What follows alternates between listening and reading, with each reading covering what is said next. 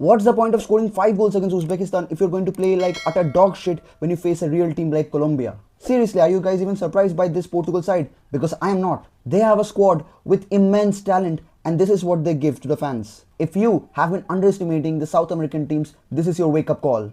Remember when Portugal's best player claimed that Brazil and Argentina are the only good teams from South America and nobody else gives them a challenge?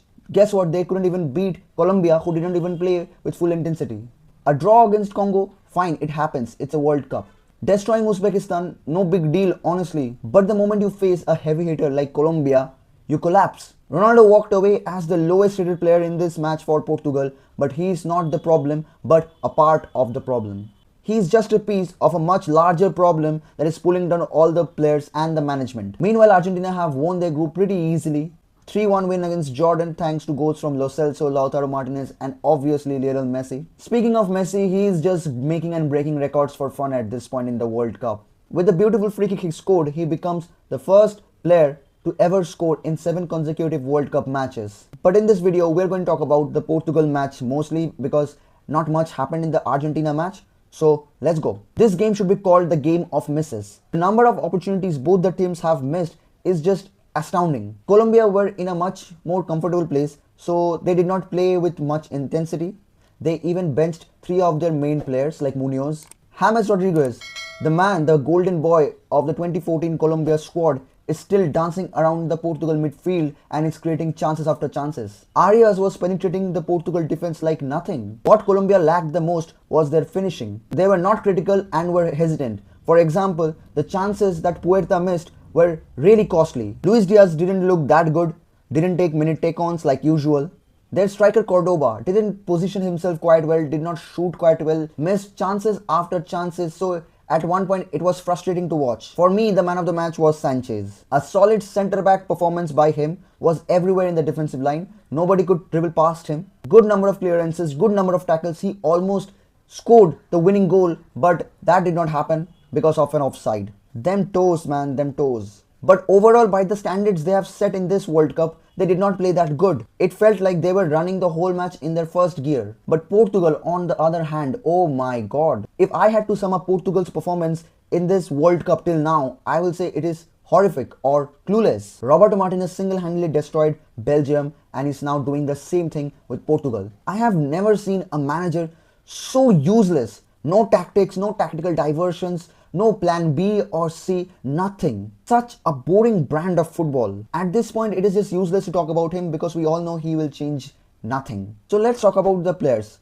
How the hell did Pedro Neto play for 90 minutes? No Trincao, no Conceição. What was the point of playing Ruben Neves? When they faced Uzbekistan, they all looked different. Everyone confident, running all the time, creating spaces, making runs. But as soon as they faced a bigger side, a side like Colombia, everything was gone. You are telling me this will win you the World Cup? That is delusional. Vitinha, a Champions League winner, constant sideways passes and sideways passes.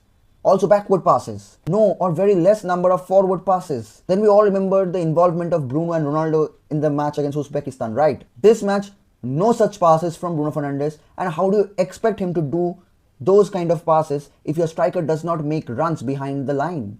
Ronaldo looked totally uninvolved in this game. Only times I remember him during the match was when he tried to do that bicycle kick, when he was there for the free kick, and the 1v1 that he missed even when he was offside. If you want Bruno Fernandes to perform well, you also need your striker to make the runs.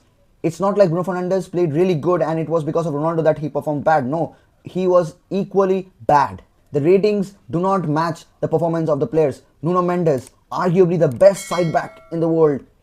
Everything, these things happen when they play for their clubs. This is the same argument that people used to make for Brazil, and now we have to make the same argument for Portugal. Even João Felix wasn't making runs for Bruno Fernandes. Only highlight he had in this match was that chance he missed after a beautiful chest down. The round of 32 draws are here and fans don't care how good or bad Croatia or Spain are playing because they know their team is playing horrible. Their team is playing like a team who don't want to win the World Cup.